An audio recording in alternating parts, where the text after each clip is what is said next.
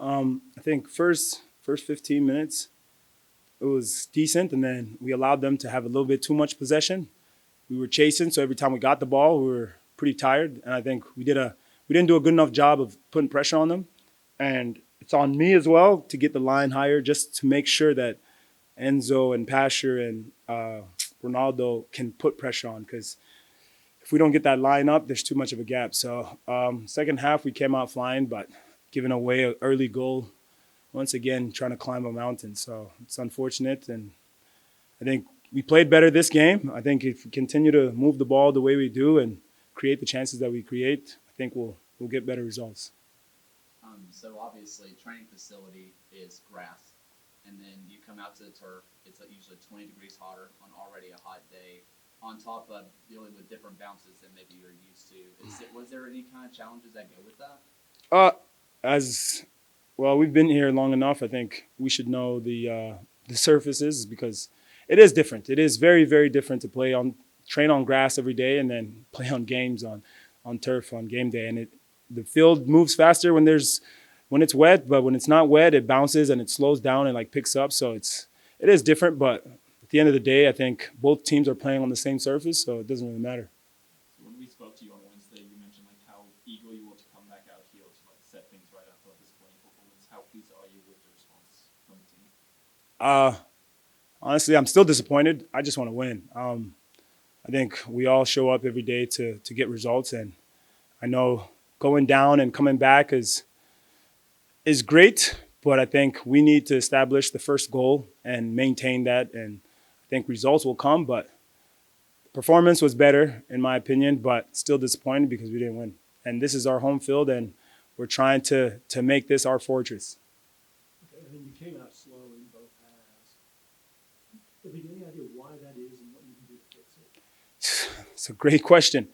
I think coming in at halftime, it's honestly from my point of view, the way I try to fix it is by communicating and making sure that guys are alert, especially on dead balls, throw-ins, corner kicks, because any team and any player in those moments, people tend to turn off or switch off, and they're a good team. They move around a lot, and both halves we come out flat, and I think that's our challenge right now, is making sure we come out flying and give the first punch per se, because we're getting punched in the face and then trying to get up and get going. So I think that's our difficulty right now that we're trying to break. You get into very few chances. Yeah. But we gotta create. We gotta score goals. The only way you win is in that 18-yard box. Everything else in between doesn't really matter until at the end of the day you see what the score is. So You guys did get pretty unlucky with a few refereeing calls. I don't know your opinion on them. Like what's it like as a team when you're trying to fight back and then like things are going against you and you don't want to like get frustrated? it is frustrating, but I think for me, it's just keep going, because at the end of the day, referees are going to make their calls, but we got to create our own chances and our own opportunities. And yes, a few things didn't go our way and kind of clear, but last week or Wednesday we were complaining about the refs. I'm not a big person to complain about the refs, as I think we create our own luck, and we got to continue to try to create our own luck so they're on our side. Speaking of creating your own luck, Herrera gets a really nice save on Thiago's header, but you're right there to clean it up.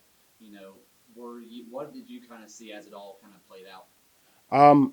That was the spot I was supposed to be, and luckily I kind of stayed there, waited for him, and I think Thiago made a great run with a great header, a great save, and I just made sure I did my best to just keep it on target. So You are someone, you obviously show emotion when you score, but it's the first time I've seen you really kind of stand over someone and tell them like you're him a little bit. Was that just a heat of the moment thing? Or? Yeah, he was grabbing me all game, and that's pretty much it. Yeah. They were pretty grabby all around. Yeah, it was an aggressive team. I think they're well coached. They're very aggressive. They have the grit that I think most teams, in order to succeed, you need, and they have it. And I think we're trying to build that as well with Mark, and I think he's done a good job throughout the week with the training. So we just got to make sure we keep that going. Obviously, the points right now may not be where y'all want it, but you look at some of the results y'all gotten. You look at Detroit, 2 against Detroit. Detroit, split points for a time, split points against Louisville. Do those games kind of, reaffirm just how talented this team is? Yeah, there's no doubt this team is talented.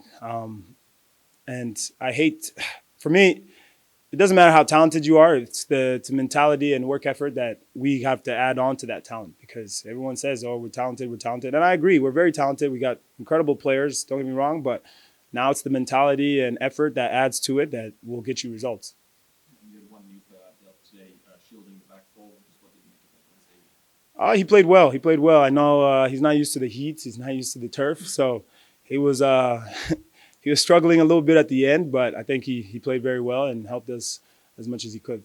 As the leader of the back line, what do you do when you have a new player that has not even been in the stadium or even in training for a week? How do you kind of help him along? Just constant communication. And I know he speaks Spanish, so I'm trying to pick up on my left and rights from Spanish, and just making sure I get him in the right spot so I don't have to do much work. I think that's as the back line. If you can put people in the right positions, then you don't have to work as hard. But it's getting that message across and making sure that they do what you're telling them, so then it's where it works out. How about you and Tiago as a center back? How do you let you? I think Tiago's been training incredible all week. I think he got the opportunity, he stepped up, and he played great. And yesterday in training, right before the game, I told him, I said, the way you trained yesterday, you should train like that every single day. It doesn't matter if you're tired. It doesn't matter if they're saying you're young. It doesn't matter. I think he's very talented, and he has the qualities to be a very good center back. And I think he did well today. Well, you're used to having a young guy behind you, right? Yeah, they're all young these days, it seems like. But I'm young too, so it's just my hairline losing me. But yeah, they're very talented young boys. But I think the more opportunities they get to play, I think they're able to step up. And Tiago really stepped up today. And it was a short notice because it was supposed to be Raz who was playing, and unfortunate Tiago had to step up, and he did the work. Last question. Oh, yeah, I have one more. Speaking of young, I asked you about them a few weeks ago, but you are a dad of three young kids. How do you balance being a professional footballer and being a dad of three young kids, especially twins? It's not easy. It's not easy. It's a lot of work, but I love it.